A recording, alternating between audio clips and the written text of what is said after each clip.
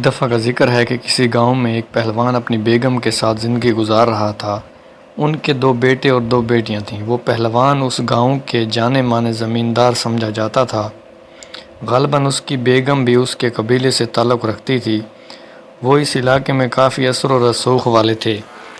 ان کی آباء و اجداد سے ان کو ورثے میں کافی کچھ ملا ہوا تھا۔ کہتے ہیں کہ وہ پہلوان اپنی بیگم کے ساتھ دوسرے لوگوں کے مقابلے میں عیش و عشرت کی زندگی بسر کر رہے تھے۔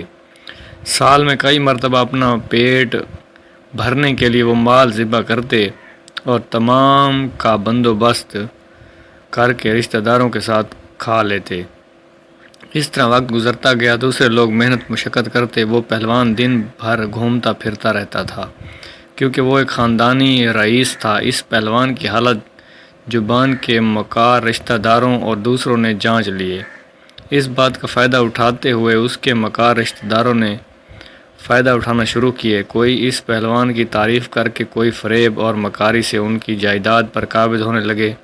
جب پہلوان کو ہوش آیا، وقت ہاتھ سے نکل گیا تھا، تو اس کے پاس صرف ایک گھر باقی تھا۔ وہ گھر بھی سستے دام بیچ کر وہ پہلوان گاؤں چھوڑ کر شہر کی طرف گیا۔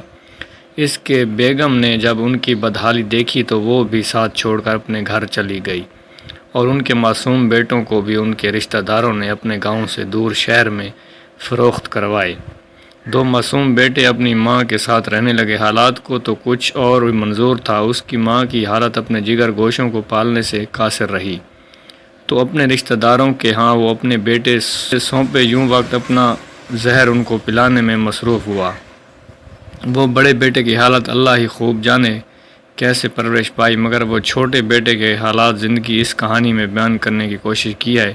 چھوٹے بیٹے کو کسی رشتہ دار کے ہاں حوالہ کیا، وہ ان کے بھیڑ بکریاں چرواتے۔ ان معصوم کو کبھی کھانا ملتا، کبھی بھوکے پیٹ وہ معصوم سو جاتا۔ پہننے کے لیے پھٹے پرانے کپڑے، کبھی پاؤں میں جوتے ہوتے، وہ بھی پھٹے پرانے۔ ان بھیڑ بکریوں کے پیچھے پاؤں میں چھالے پڑتے۔ وہ معصوم بچہ حالات کا مارا ہوا چپکے رو لیتے۔ اگر کوئی ظالم اس کو روتے دیکھتا مار دیتے۔ وہ معصوم ان وقت کی برے حالات سے سخت جان ہو گئے۔ وہ فیصلہ کر لیا کہ اب یہ گاؤں چھوڑ کر بھاگ جانا اچھا ہے۔ بس وہ معصوم بچہ اپنے ظالم رشتہ داروں کی ظلم سے تنگ آ کر گاؤں چھوڑ کر بھاگ جانے پر مجبور ہوئے۔ وہ معصوم بچہ 10 سے 12 سال کا ہو گیا، اپنے گاؤں چھوڑ کر انجان شہر کی طرف روانہ ہوا۔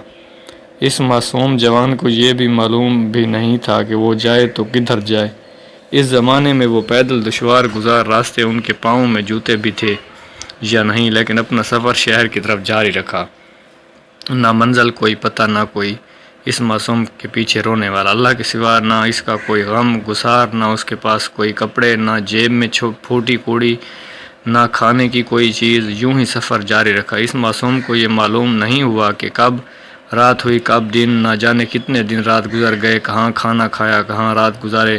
تقریباً 150 کلومیٹر کا سفر طے کر کے شہر کافی دور ایک گاؤں پہنچے۔ وہاں خدا کے ایک ولی انسان اس کو اپنے گھر لے کر گیا، اس کو کھانا دیا اور کپڑے دیے، پھر اسے پوچھا بیٹا کہاں جا رہے ہو؟ وہ معصوم جوان نے ڈر سے سہمے انداز میں جواب دیا، بابا میں شہر جا رہا ہوں مزدوری کے لیے۔ تو بابا کو اس کی حالت پر ترس آیا اور کہا بیٹا میرے ساتھ کام کرو گے؟ اس بابا کی چائے کی دکان تھی۔ وہ معصوم بچہ راضی ہوا۔ اس چائے کی دکان پر اس معصوم کو نہ جانے کتنے پیسوں کے عوض کام پہ رکھا، اللہ ہی بہتر جانے۔ اس معصوم بچے نے چائے کی دکان پر کئی ماہ گزر گئے۔ ایک دن چائے کی دکان پر وہ لڑکا سر پکڑ کر اکیلا بیٹھا تھا چائے پینے کے واسطے۔ وہاں کچھ فرشتہ نما لوگ آئے، ان میں 2 خواتین اور 2 مرد، 2 بچے شامل۔ غالباً وہ امیر خاندانی لوگ تھے۔ وہ لڑکا اپنے حسب کام ان کو چائے پلائے۔ ان خاندان والوں کو اس لڑکے کے معصومیت پر ترس آئے۔ ان میں سے ایک بزرگ خاتون تھی۔ اس خاتون نے لڑکے سے پوچھا ہمارے ساتھ شہر آؤ گے؟ کیا تمہارا ہوٹل مالک تمہیں اجازت دے گا؟ اس لڑکے نے اپنے ہوٹل مالک سے اجازت طلب کی اور ان گھر والوں کے ساتھ شہر کی طرف اپنا حیات سفر شروع کیا۔ وقت گزرتا گیا، وہ معصوم لڑکا جوان بن چکا تھا، ایک اچھے خاندان والوں کے ساتھ گھل مل گئے۔ ان کی پرورش اچھی ماحول اور خاندانی لوگوں میں ہوئی۔